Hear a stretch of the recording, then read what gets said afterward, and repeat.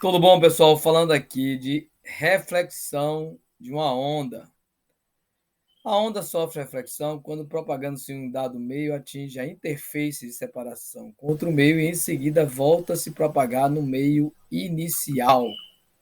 Olha aqui a reflexão de uma onda mecânica na corda, né? Você tem um pulso, esse pulso se encontra numa extremidade fixa e retorna de forma refletida e com inversão de fase.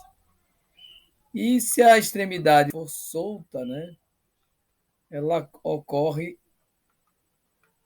uma reflexão sem a inversão de fase. Interessante, né? A onda no meio físico, numa corda. Então nós temos aqui um simulador que mostra isso, né? Olha aqui, vamos dar aqui um pulso mecânico. Olha como a onda volta em fase oposta. Posso usar também um oscilador aqui.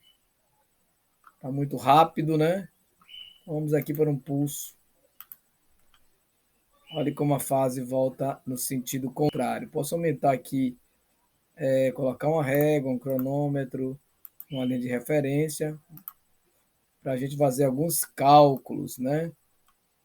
Se a extremidade for solta, vamos ver, não há a inversão de fase. O simulador mostra muito bem isso. Vamos aumentar aqui a amplitude. Olha aí como você percebe, não há inversão de fase. Então, esses são os processos de reflexão em meios unidimensionais. Em meios bidimensionais, né, como a superfície de uma água, ela pode correr duas situações. As ondas circulares, né, a gente tem essa propagação, a onda vai ter uma variação em forma de círculo e vai ter uma frente de onda, essa primeira figura aí azul, um raio de onda, e ela vai se propagar, né, na direção e sentido da propagação dessa onda.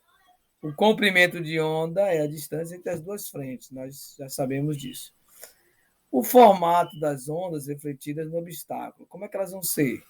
Então, você tem aqui uma fonte na figura 1, ela, ao se encontrar com esse anteparo, que é o obstáculo do plano P, como é que essa onda vai responder?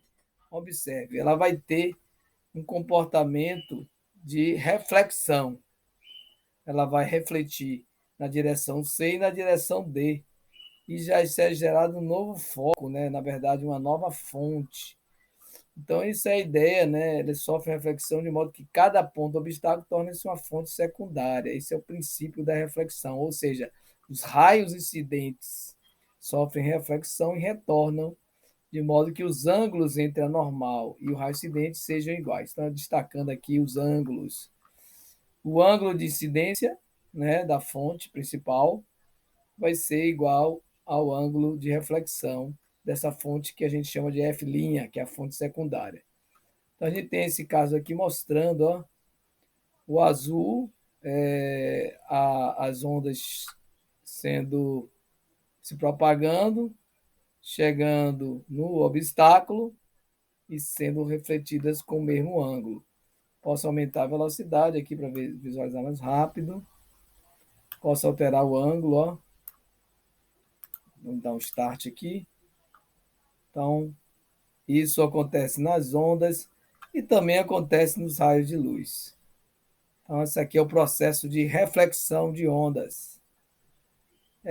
Além disso, né, a gente pode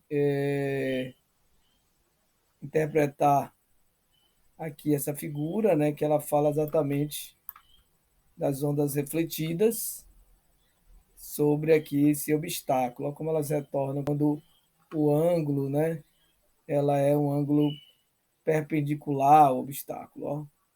Então, equivale ao ângulo normal, né?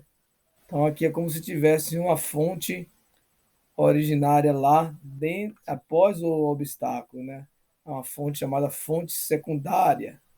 Então, nesse caso, será uma fonte simétrica F em relação ao obstáculo. Então, além disso, a gente tem as ondas planas retas, que nesse caso as ondas refletidas, né? Você vai considerar que elas estão relacionadas à figura como mostra aqui. Elas terão frentes de onda quando você tem esse paralelismo. São as ondas retas, as ondas paralelas.